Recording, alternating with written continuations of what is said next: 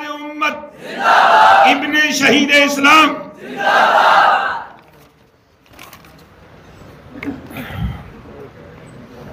नहमदुहु व नसल्ली अला रसूलिहिल करीम बिस्मिल्लाहिर रहमानिर रहीम व रफ़अना लका ज़िक्रक। हज़रात गिरामी कदर, अल्लाह ताला के फज़ल व करम से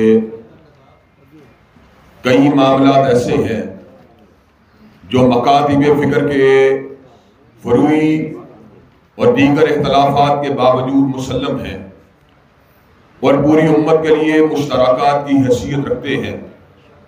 उन मुश्तरकात को उजागर करना और उम्मत को उन पर मुज्तमे करना तमाम दीन व मिल्लत के बहीहारों का अहम तरीन फरीज़ा है।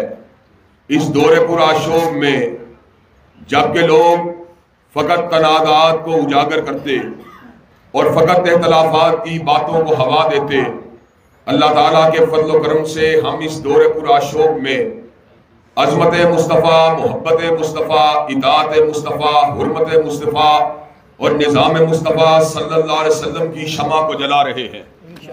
और हज़रात गिरामी कदर, आज इस सबक को आपके सामने मुख्तसर तौर पे दोहराने के लिए आए हैं और आपको पढ़ाने के लिए नहीं आए, बल्कि अपने उस्ताज़ा और अहले इल्म के सामने जिस दर्स को हमने हासिल किया, उलमा से हासिल किया, अहले दीन से हासिल किया, शुयूहुल कुरान से हासिल किया, शुयूहुल हदीस से हासिल किया, उस इल्म की तजदीद के लिए, उसके हया के लिए और अल्लाह के फज़ल व करम से उसकी तस्बीत के लिए और उसकी नशर व इशाअत के लिए आए हैं।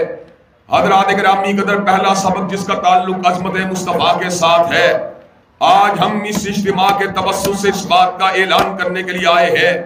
इस दौरे पूरा शौक का मुसलमान हज़रत रसूलुल्लाह सल्लल्लाहु अलैहि वसल्लम की अज़मत को शहन मस्जिद के अंदर तो मानता है, जुमे के दिन तो मानता है, लेकिन इंशाअल्लाह हजूर की अज़मत का डंका अल्लाह के फज़ल व करम से बाजारों के अंदर भी बजाया जाएगा, अल्लाह के फज़ल व करम से थाना कचहरी के अंदर भी लगाया जाएगा और ईवान इक़्तिदार के अंदर भी इंशाअल्लाह आपकी अज़मत का डंका बजा के छोड़ेंगे।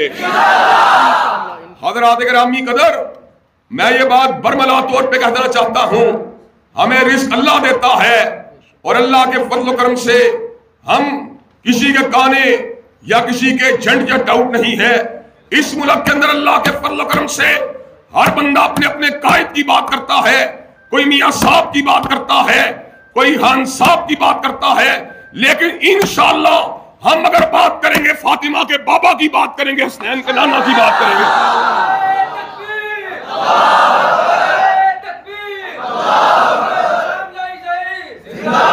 हज़रात गिरामी का दूसरा नुक्ता जिसका ताल्लुक इताअत मुस्तफ़ा के साथ है, उसको भी मैं ये दोहरा देना चाहता हूँ।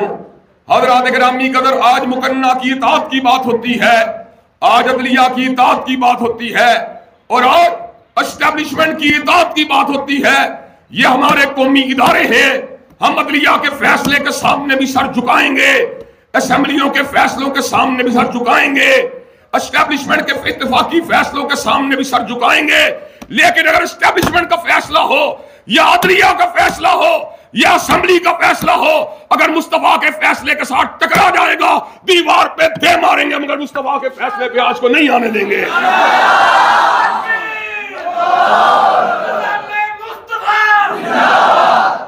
हज़रात,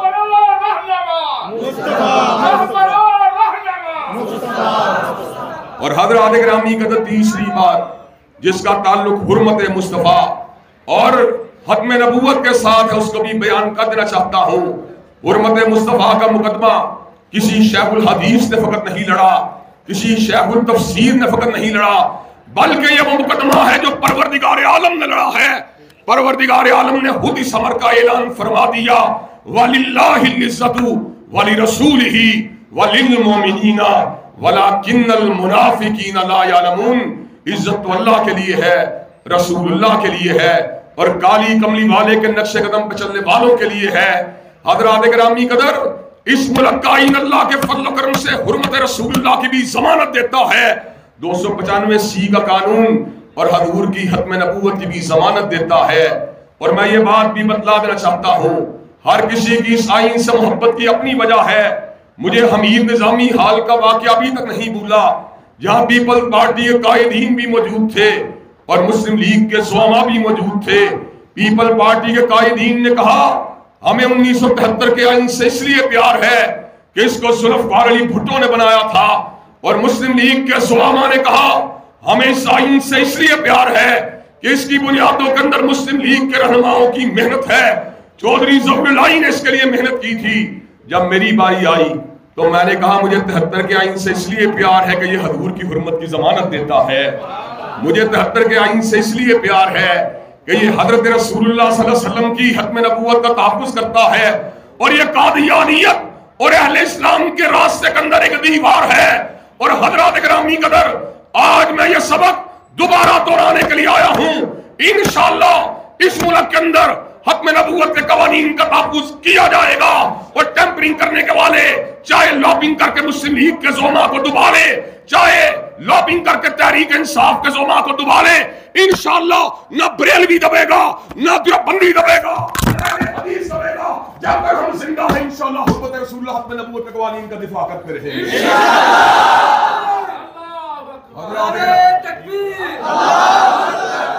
حضرات گرامی قدر، آخری نکتے کی بات بھی دہرا دینا چاہتا ہوں۔